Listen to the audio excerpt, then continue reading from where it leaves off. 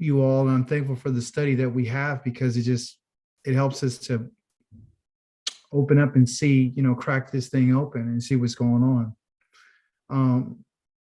Dr. Ured, since you mentioned it, tell me what you or why you named the Yaakov struggle.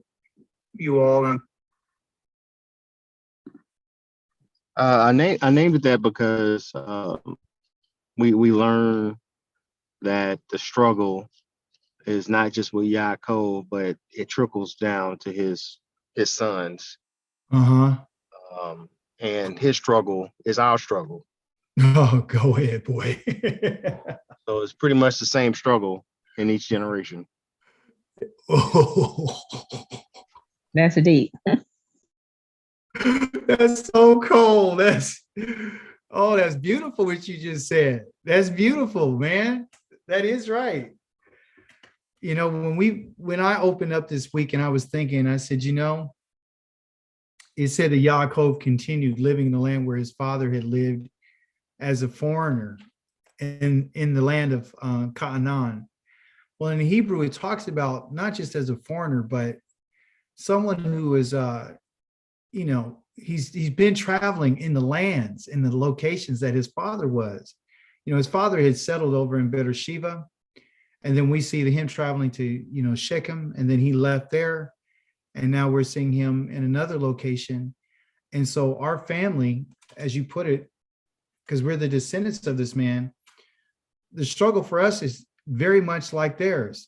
And we're seeing a lot of dysfunction in our family. I was telling my daughter today that as a people, we have a lot of problems, we do.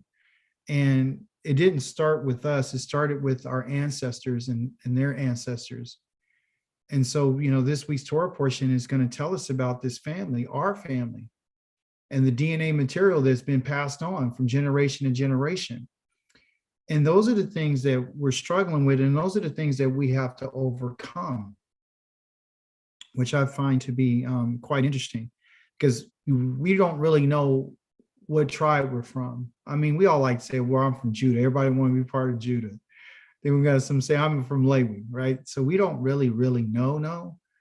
And Yah will tell us what tribe we're going to be. According to Psalms, it says when we get there, he'll register us and let us know what family he's supposed to be in. Just off the top, what tribe would you guys like to belong to? Let's hear it. Let's hear a couple of people. Tell me. Start you with you, Gil. Tell me, Gil, what tribe would you like to be in? Yehuda. Okay, we got Pam and Yehuda. Go ahead. Tell me why, though. Tell me why. Well, because I think of when you think of Yehuda, you think of the lion of the tribe, and mighty people. Yeah. All right. Gil, what you say? The same. Say the same. I want to carry the scepter. You want to carry the scepter? Okay, Fanta, you up next. What's going on? I really don't have a preference. I'll just be excited to know where I'm from, to be connected to some family specifically. So, no. Oh, wow. That's beautiful. Beautiful. Dr. Ured, I know your mama said, she was in Judah. Where you go at? I want to be Lewi. You want to be Lewi? I want to grow the locks and serve in the temple. All right, Kavika, tell me. Dr. Kavika? I would have to say the same in terms of Fanta, in terms of not knowing where I am, but to be where I'm supposed to be. Wow, thank you. And Rivka, you on there? Yehuda. We're playing best. Tell us why, Kwa. Why you want to be part of that tribe? It just seems natural, I just, from the historical standpoint, it just feels right. Yeah. Wow. Awesome. Thank you for that. Truth. I'm kind of torn, to be honest with you. I'm torn between Yehuda and Lewi. And the reason why I'm torn between the two is because I have an affinity for Dawid. I love Dawid. I love what he's spoken, but also to understand, I have that part of me that Lewi has, is being joined to the Creator. And I chose both of those tribes because they're both connected to the Most High in a very meaningful way. And they harnessed literally all the wealth and the majesty of the nation. So, some other tribes, they will get they get land and proportions and whatnot. But Lewi's portion was the creator. And so there was a sense of being close to him that I desire. And also to, like I'm bent like a lot of you on Yehuda because of its royalty and its majesticness and being a lion. As you guys can see, I love lions and I love the behavior of a lion. No nonsense. Let's just get right to it and make it happen. Praise Yah for all that. And you know what? Maybe one day we're going to be able to see that. Let's continue to pray that the Most High will reveal himself to us in this generation, or we don't have to wait so much longer, because he did say that he has chosen a day and we don't know what that day is. Okay, but we're on our journey just like our father. Exercise. You're doing some exercise and it's a good girl, huh? Praise Yah. Sasha, which tribe did you want to belong to? Sasha? What do I say? Sorry, I just joined. Okay. Well, I was asking if you were to belong to any tribe, which one would you want to be and why?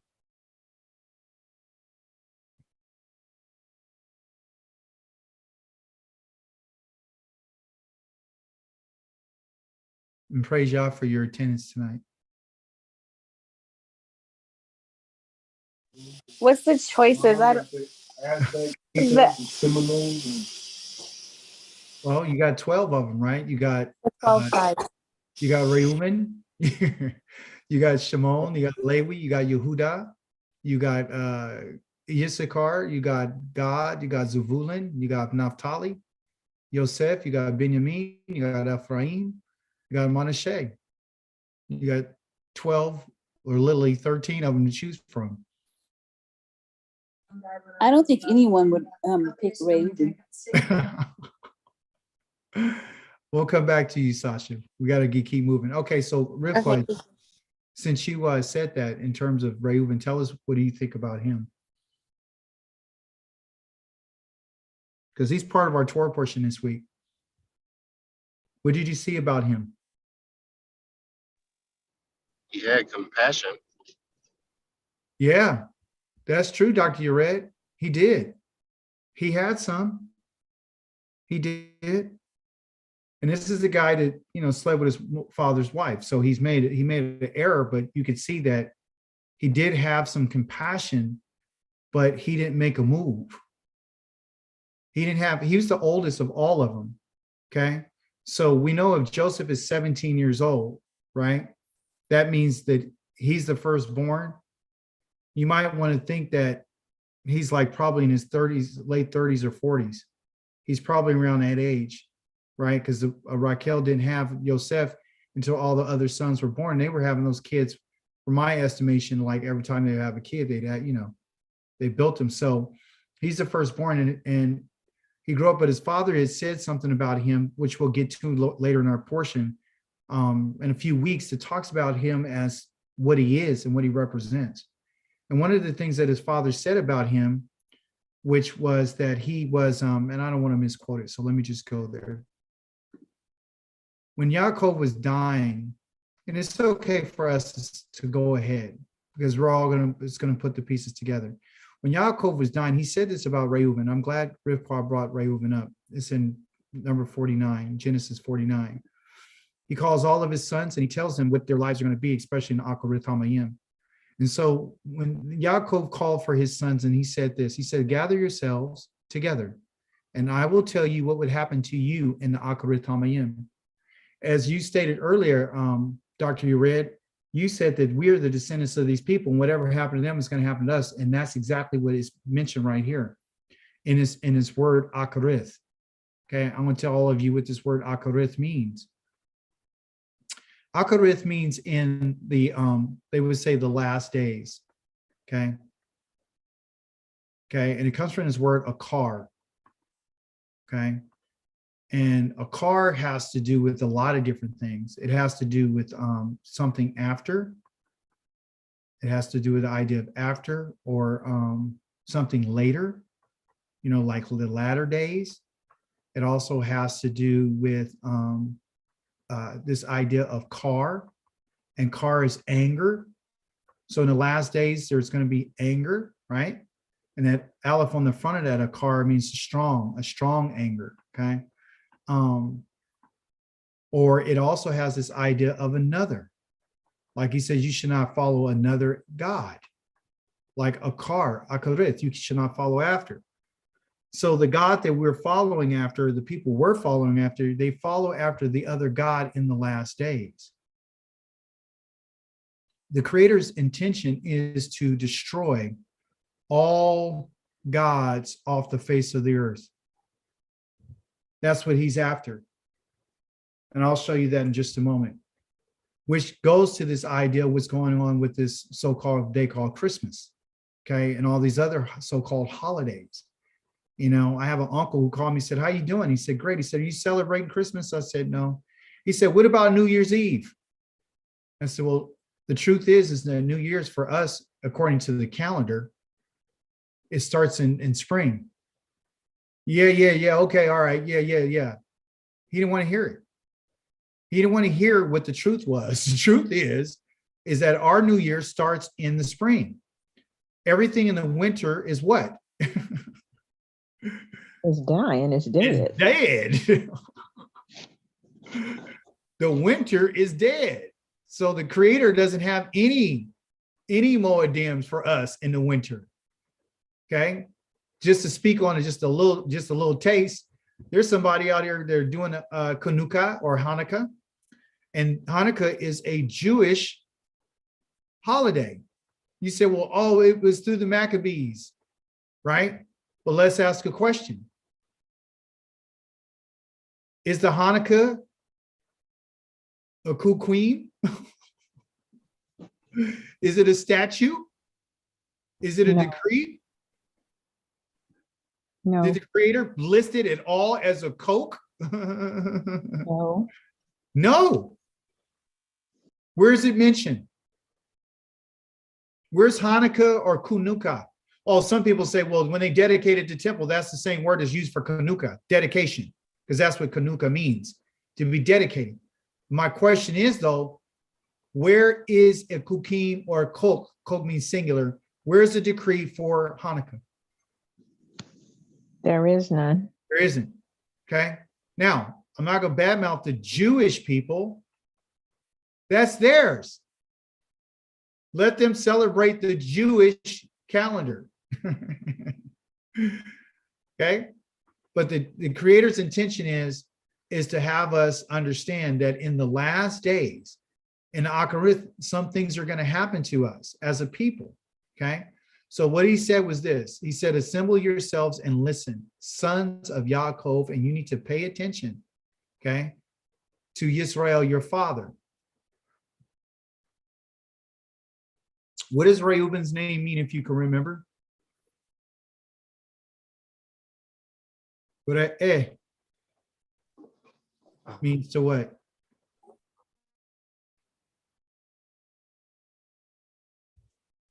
Is it behold? See? Behold, Yeah, see. a son. Yes, see, and then you got it right, Akoti. See a son, because vein is right here. See a son, Reuven. Okay. So when Reuven saw, right, he saw a son. He saw his brother, right? He saw his brother Yosef. He saw one of the sons of his father, and Dr. Ured said he showed some compassion and some lightweight pity, right? And he had the best intentions to say, I'll come back and get him. And he literally meant this, because what did he do to demonstrate that he was really sorry? What did he do? What was his action when he went to that pit and he didn't find his brother there? What happened?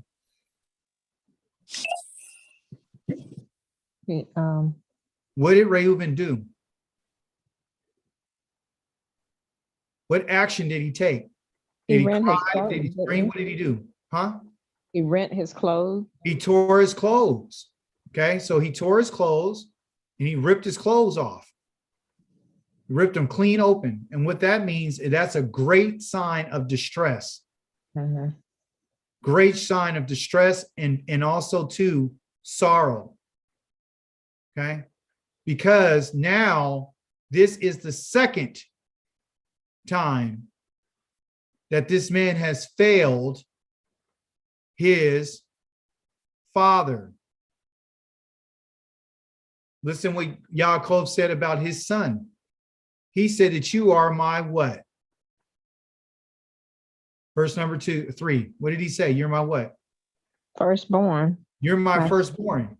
So remember, we understand firstborn to be what they would call bakar.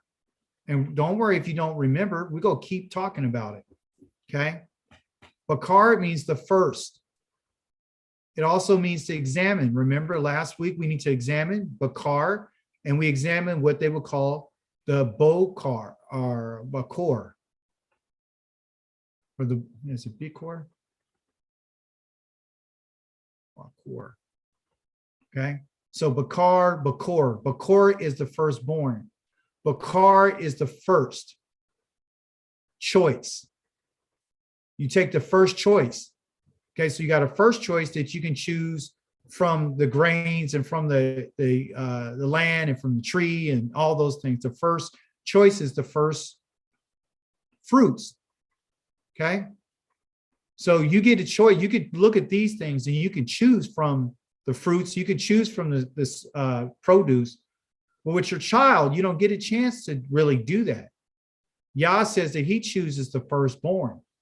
So Bakor is the firstborn. So he told him that you're my firstborn. And not only you're my firstborn, you're my strength.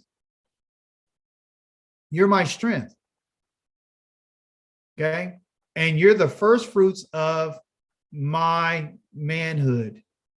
Okay. So we got the firstborn connected to the first fruits. And we also have it, he said, of my manhood. Now, when we talk about the first fruits, he had to plant what? Seed. He had to plant a seed. And what kind of soil did he plant that seed in?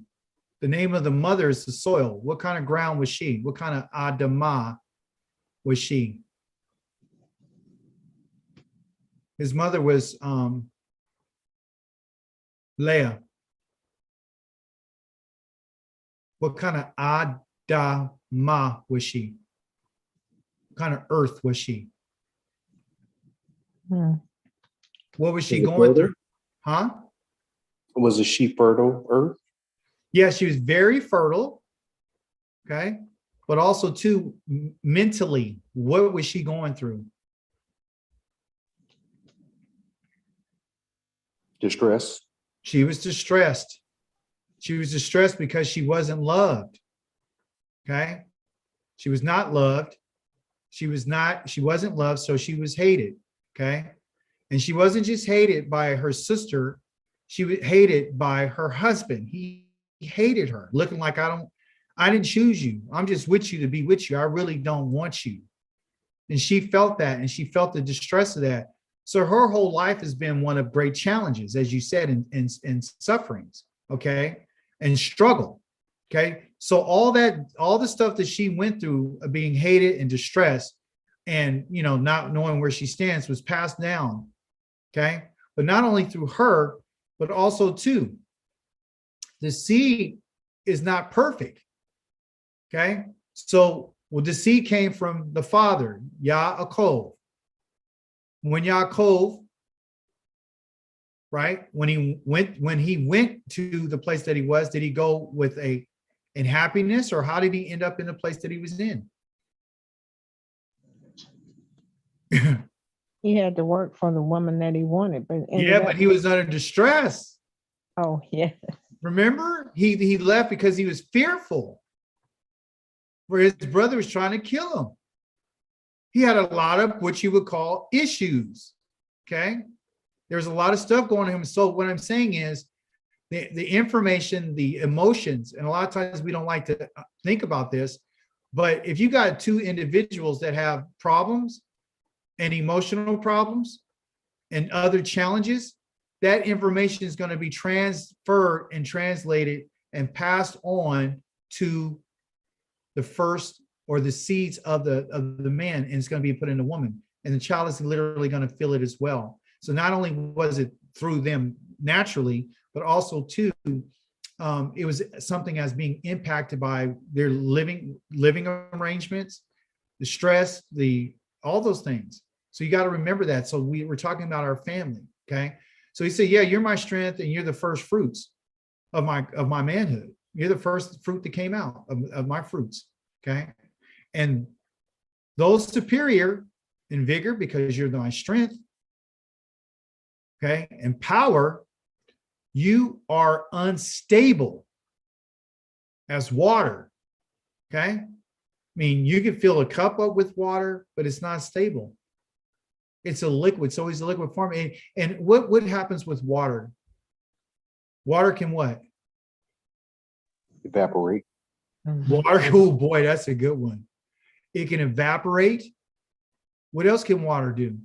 Take the shape of whatever it's put in. Meaning it loses its form.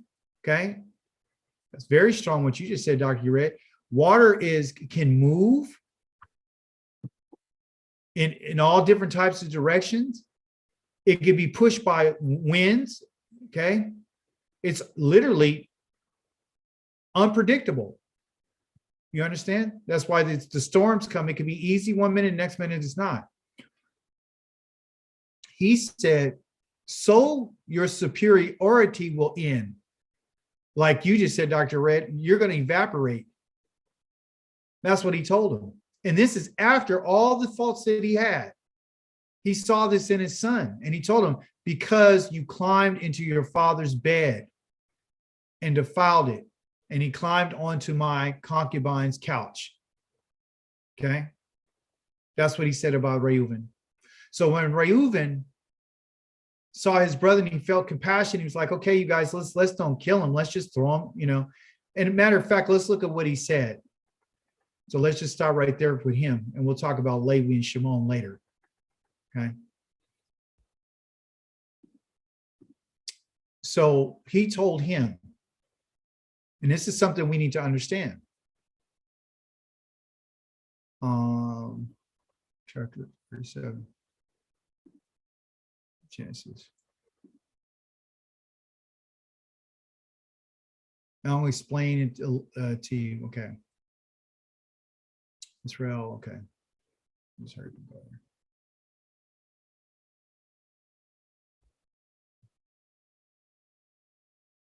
All right. All right, we'll get to the code and all that in a second. I just want to show this. All right, verse 21. When Reuben heard this, well, let's kill him. Let's kill this guy of dreams. Reuben heard this.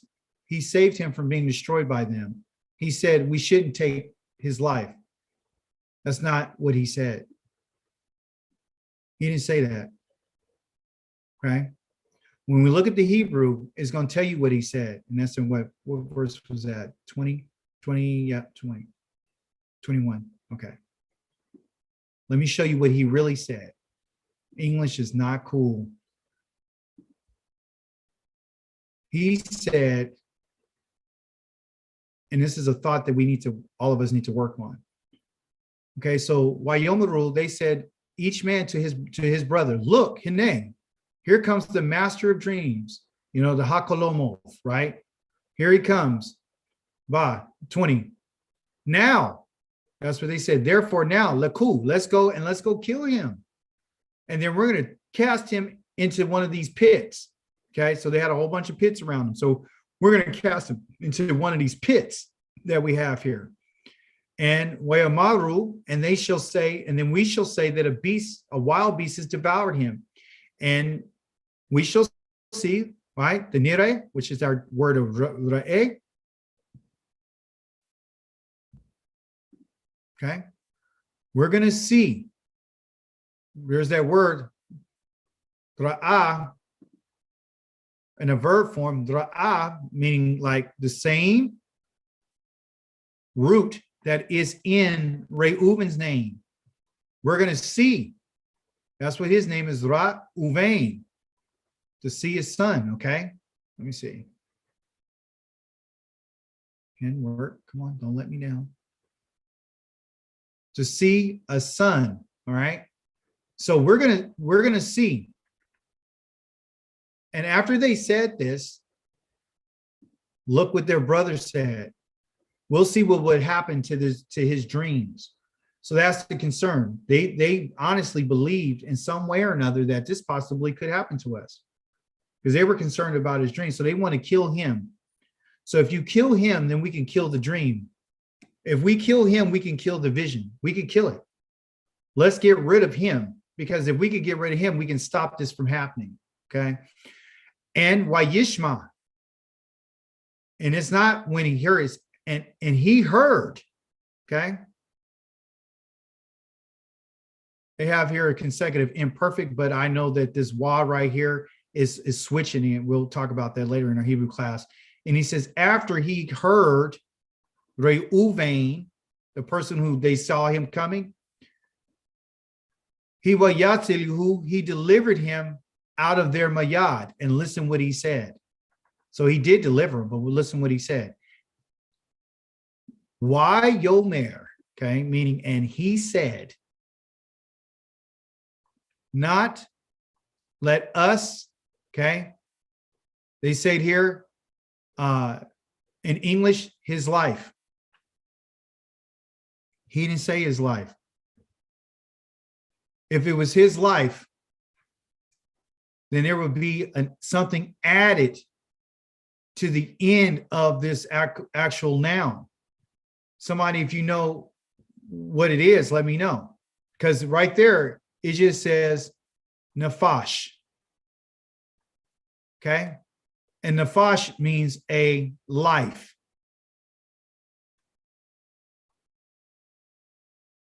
Okay, so on the surface, in English, it appears that he's trying to protect his brother. Okay? But he's not. He said, let us not take a life. He didn't mention his life. If it was his life, then it would have had what they would call a naf. See that? That's naf here, and would have been naf show. It would have been a noon, a pay, a shin, and a wa with a dot over it. It would have been nafsho. There's a reason why he didn't say, let's not take his life. And the reason why he didn't say take his life, somebody tell me why. He said, let's don't take a life. Why he didn't say, let's don't take his life? Why would he not say his life? Why did he say, let's not take a life versus his life? Why?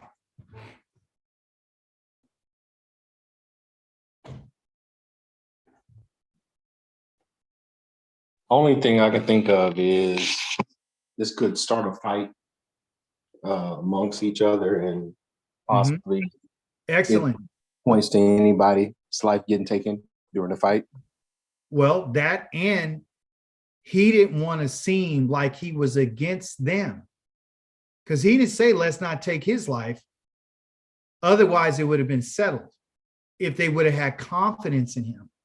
So Reuven has lost a lot of their confidence. So instead of him being the oldest big brother and I'm in charge, that's not the role that he's playing. The role that he's playing is I'm your brother.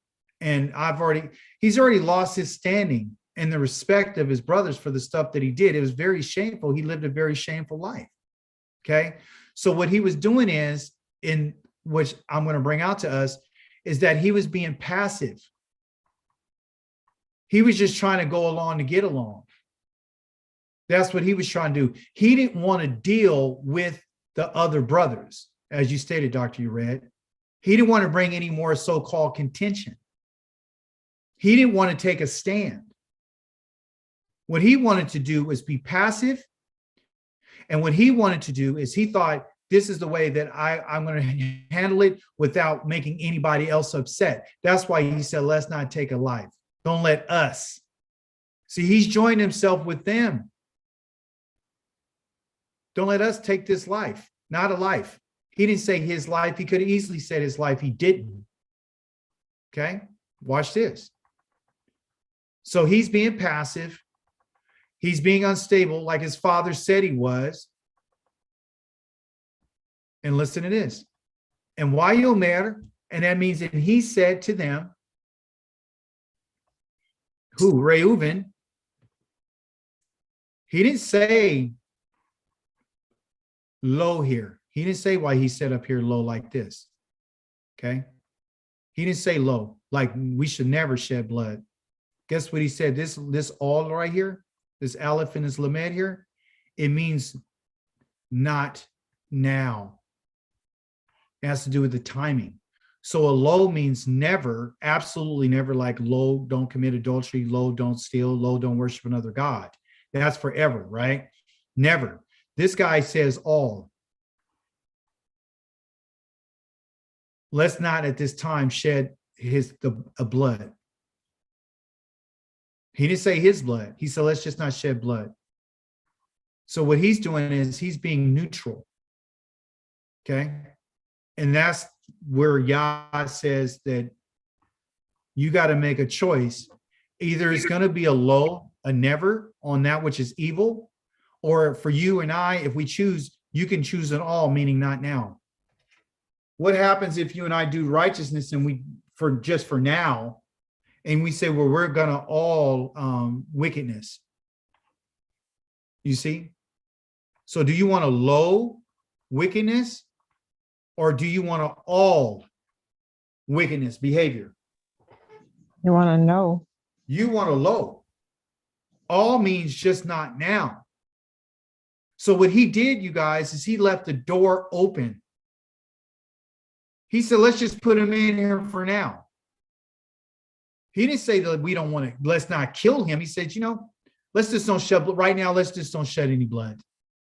He's being passive. He's not being a leader. He's not being the firstborn. He's not being the strength of his father. He's not being all those things that he's supposed to be. Firstborn has a responsibility to lead all the other brothers.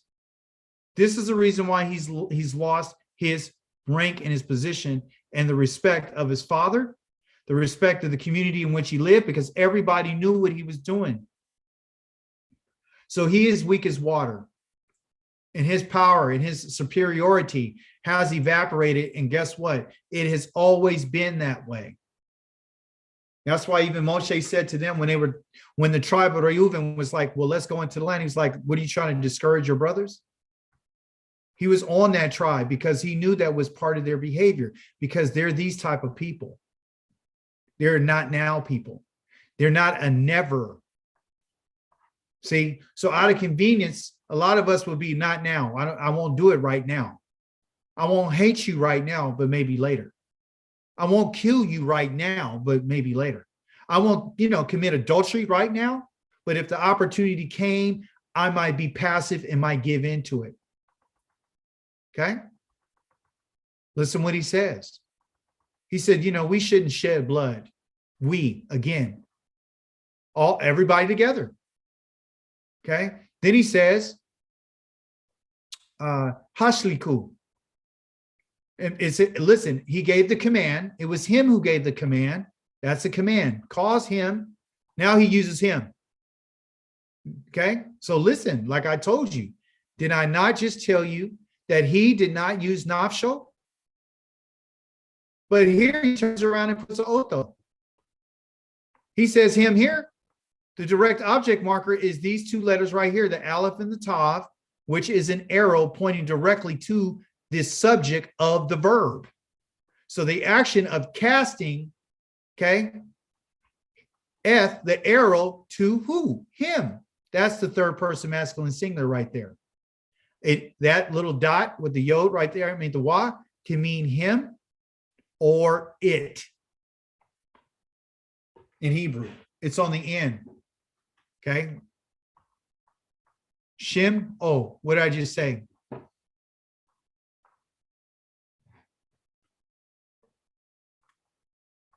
Shemo, what did I just say? If O is his, then what is it? His name. His name. Okay. His name. Okay.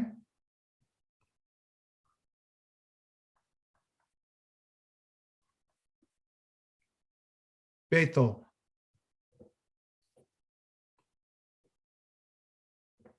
From Bayith.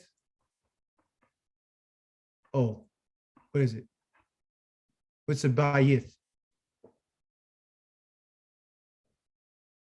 It's a house. I just said his house. Okay. So O on the end of any word is him or it. Okay. So otho. And this word right here, this hashliku, okay? This one right here is I'm actually not just to cast, I need you to throw him. That's what they did. They did not lower him into a pit. Okay, he said the pit. So they already selected a pit that they wanted. Do you guys remember, did the pit have water in it or no water? No water. How far do you think that pit was down there? Just average. 20 feet, maybe? Maybe 20 feet. So he couldn't get out, could he? No. No. Okay. So when they threw him down there, okay, before they threw him down there, what did they do to him? They took his tunic. Yep, they took his tunic off of him before he even got, when he first arrived there, they didn't say anything to him. They stripped him of his, what they call a ketoneth. They took his ketoneth, which is his robe. They took his ketoneth off of him and stripped him, and he had nothing on, okay? And they threw him down into this pit, which is around 20 feet or farther, okay, or more, okay? And they did this in this pit, and they did that based on the command from Reuven. Now, I'm going to ask a question after I finish this, and let's see if it really was what it is or what it thought it was. So they took him and they stripped him and they threw him down into this pit, in which is in the wilderness. This is what he told them. And he says, and listen to this. And he says, and a hand, not now. He did an all instead of a low. Do you know tishlaku? Don't send your hand on. Look again.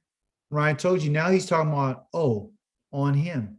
That bet right there is on, which is the preposition. Third person masculine singular is that while with that right there. Him. Okay?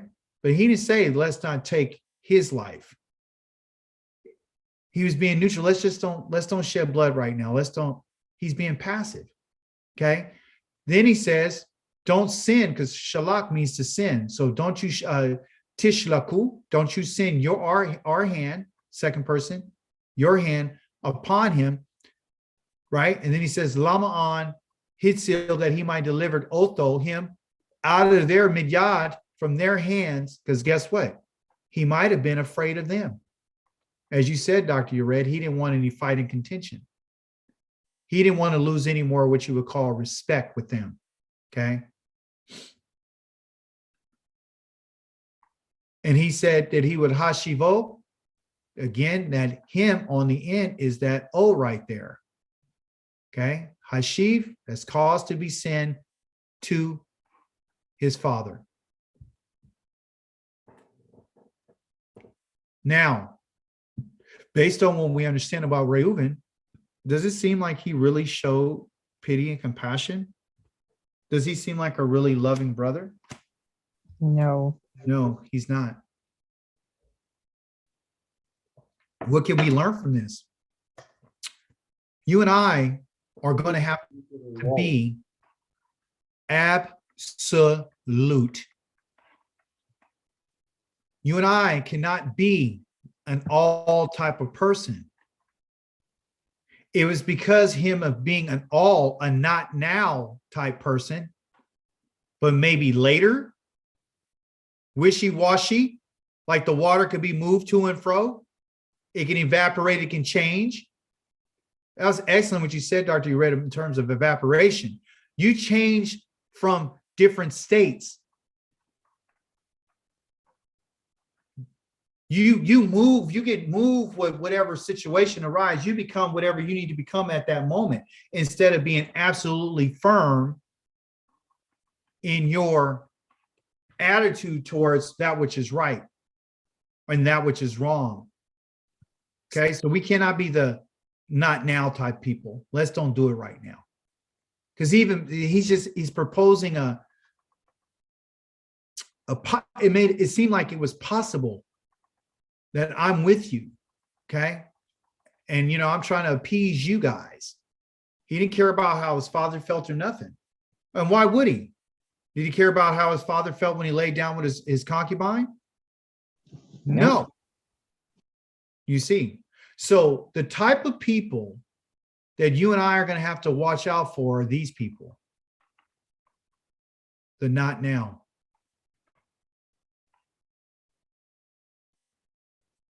Yah wants to push us to being an absolute type person.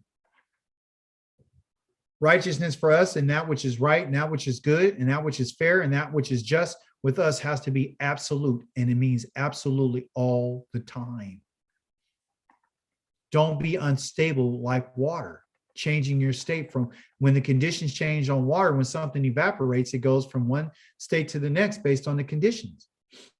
That same water that evaporated, if it got cold enough, the condition got it to go turn back to ice and been, distilled back into water. 23. And it existed, and it came to pass when, we're reading from life right to left, that he had came, Joseph, to his brothers, that they stripped him. Joseph of his katoneth, okay, or the katonetho. It took his katonetho. I want to take the last few moments to talk about this robe, this kanoth that his father, they said of many colors, which is not true. They want you and I to believe that there were all type of colors in there. There was blue and there was purple and there was, a nice, red, and there's another crimson and there's a off-white. Okay, so they can create a religious, narrative for us to make us believe that the coat of Joseph represents all the nations that is going to finally come into Israel. No, it's not true. Okay, the katoneth, so you can call it a katoneth. The katoneth is an actual robe, okay? And what it means is that the robe would extend just past the wrist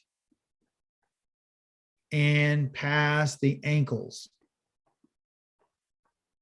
This in particular robe was a representation of that which is royal. Okay, because we see it in the book of 2 Samuel, chapter number 13, I believe, where it describes the robe that David's daughter was wearing. Okay, and when she was wearing it, it talks about this robe, this katoneth. So not only it was for men, but it was also for women. And what a katoneth is, again, it's a royal robe. And it's really one of distinguishment. But what's interesting about this robe is that it went past the wrists and the ankles of the individual, which is indicative of royalty. But it also means to disappear.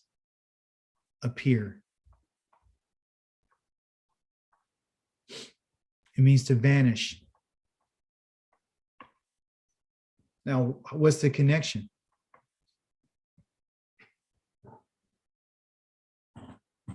What disappeared and what vanished? Yourself. Thank you. Thank you. So the katoneth, he vanished from his father. His father is the one who made this robe for him because he loved him. And he loved him more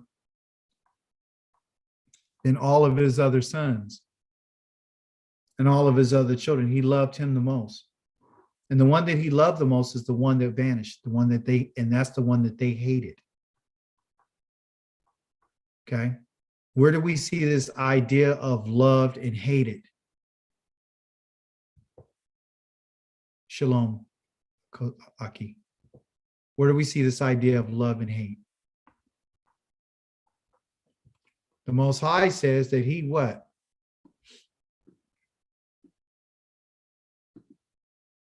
I love Yaakov, but I what? I hate Esau. I hate Esau. I hate him. They came out the same womb, right? Same parents, same household, but I love one and I hate the other. Okay. Didn't say that Yaakov hated his sons. It didn't say that. It just said he loved him more. And he had more favoritism towards this son more than any of his other sons. Somebody give me an idea why. Why would you think that? What can we, how do we come to that understanding?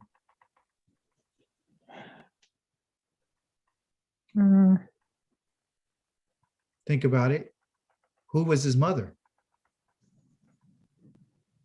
Leah. No. Joseph's mama was Raquel. And this is the one that Yaakov loved. He loved her. Well, she also had Benjamin, but he loved Joseph. So there they had a different type of connection. Also, too, question for you, is Joseph a firstborn? From his mother, yes. Yes, he is. Absolutely.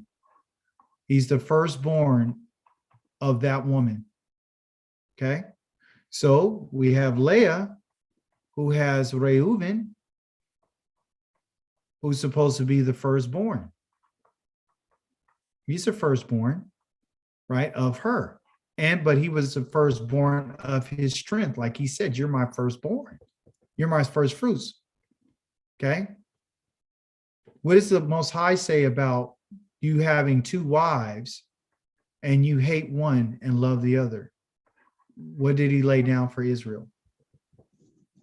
The son of the one he hated was still firstborn. Thank you. So we can see the Creator using his infinite wisdom and love to show us that the situation that happened in your family, you guys, since your father loved her, okay, and he loved what came from her, okay, even though this boy did what he did, right, he's still supposed to get the rights. But because of the hatred, right, that he had for her, right, very well could have been played off in his life as well. Not to blame his father for his action, but to say that it played a part in it. The boys that we're talking about today, of all the brothers, some of them were born from concubines, right? And they didn't have any really legal standing as a wife in the sense of, you know, hey, I'm going to give inheritance to you and this and this and that. But the Most High says that I'm going to give all the sons of Yisrael, I'm going to give them inheritance. So all these other brothers, okay, except for little Benjamin, he's just a baby probably. All of these 11, okay, or 10, excuse me, hated this man, their brother. Every last one of them. Reuven hated him. This is the reason why he didn't say, no, we're not going to take his life. This is the reason why he said, throw him in there, and then passively, I'll come back later and get him, and we'll just let it go by. You see? So they're continuing the hatred, and it's continuing. And so what Yah's going to do is Yah's going to use this hatred for this family to its benefit. As we go on in the course of our studies, we're going to find out how the Creator will take hatred, okay? He could take hatred and change it around for the good of everybody, you see. So Joseph is hated literally by every one of his brothers, except for little Benjamin, because he was younger than him and he was his brother. And he doesn't mention him, but all the other ones, it does. They were all actively involved in his demise. And that's because their father made him a robe. And it was this robe that got it really jumping. The robe, seeing the robe, because the robe means he loved, his father loved him, loves him more than us. The dreams, he had 2 dreams. What did the 2 dreams mean? That his brothers were and his father and mother would have to bow down to him. They're going to bow and he's going to rule them.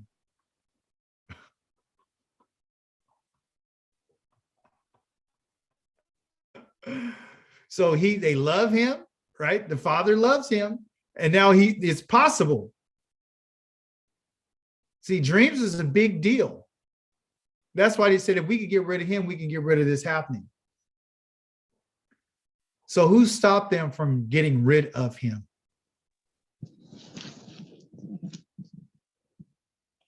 Overall, not these human beings. The Most High. The Most High has caused all of this. That's what you and I have to remember.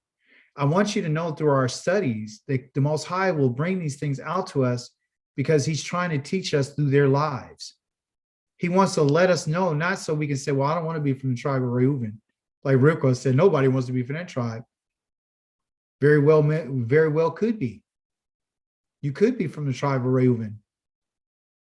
If you demonstrate that you are this type of person, and not now, you might be from that family.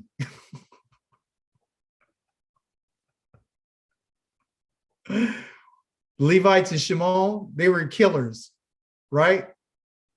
Did they do it all, or did they do a low for the existence of these people to live?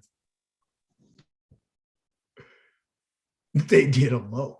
They did it all. No, the all means not now. Oh, that's right. They did a low. Now let me show you something. Let me show you the beauty of the language before I let you go. An aleph here, an aleph here. A lamed here, and a lamed here. The same letters are inverted. You see? They're connected. They share the same consonants. Do they not? Yes. So what we have here, folks, is what you would call a choice. Okay? It's a choice. And that's what's put before us. You could do something. Well, then he said, bitamim, to be complete. Okay? Let me just use this before we go. Remember, Yah says, I need you to be tamim. I need you to be complete. I need you to be complete. Ta-mim means to be complete. You can be a complete failure, or you can be a complete success. Okay? You got a choice. You can act Mama told me you act a complete fool. We got those choices. You can come to completion by being a failure in something. You understand? But even in your failures, you still have a choice. Reuven didn't make the right decision, everybody. And we're going to continue to see this play out later on. Okay?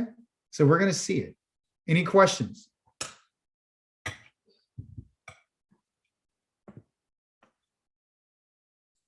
Any contributions or remarks? If not, I'll see you guys on Yom Nishi if the creator's willing. I enjoyed having you on tonight. Hope you guys can see this. This is a great thing for us to see. Yah's walking us down this path. So we can look at both the story, be like, okay, he had an opportunity, as Dr. Red said, to really show compassion and mercy. Showing compassion and mercy to what extent? To just saying it, having the best intentions, but never following through? Thinking that that's the move? That might have been the move that he thought was cool, but it wasn't the move. And as a result of his inability to pull the trigger, he lost an opportunity.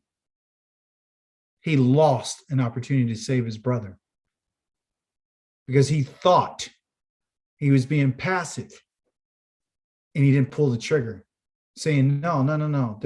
If we go fight, we're going to fight. No, you ain't doing that to him. We're not killing our brother. We're not doing nothing to our brother. He didn't do that. He gave a command to throw him down into a pit. So he was instrumental in the harm of him. They stripped his clothes off and they did not lower him down with a rope, people. They threw him down there. They hurt him. How would you feel, Dr. Yared? Jonathan and his friends decided you came along and they turned around, let's throw him in a pit. And your cousins, and he said, we can't stand him. I wouldn't like it at all. No.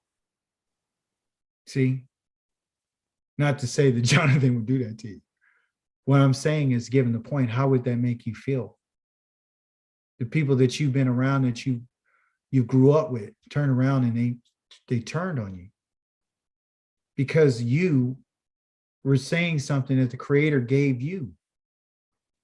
You're just telling them what it was for you. And people hate us because we're telling them what the Creator has spoken to us in our lives. And they might appear to be on the surface to be compassionate and loving and understanding. But are they the low or are they the all? They're the all. They the all. You see? So our Creator is saying, you got to make a choice. But I'm going to square you guys up because your family's messed up. And I want to show you how messed up your family is. Because then after I show you how messed up everybody is, I'm going to show you why I gave you the Torah. So look at their lives like, oh, that's why. Oh, I see now why you if you have two wives, you hate one and love the other, why you can't pass the other one up. I see that. You and I would not like to believe that his father was instrumental in some of his mistakes. We like to believe that. But you remember, he did see his father mistreat his mother. You remember, this is not a Bible story. This is the truth. You don't think he had never heard his mother say stuff? You think he never heard a conversation about, her sitting here watching her cry and stuff like that? And by him sleeping with his father's wife, because I don't care. I don't respect my father. So I'm going to do what I got to do. And he did it. And he injured himself in the process. So we just can't necessarily point our fingers at Reuven. I know Reuven gets a bad rap because of what he did. But you got to look at cause and effect. There's always a cause and there's always an effect. You see? It's not just because he was born to be a bad seed. It simply could have been, I saw the way his mother was treated and how she was ignored. And that was passed on because the kids lived in a tent with her. And let me ask you one last question before I let you go. When he was growing up, where did Yaakov live? Whose tent was he in? Whose tent did he live in?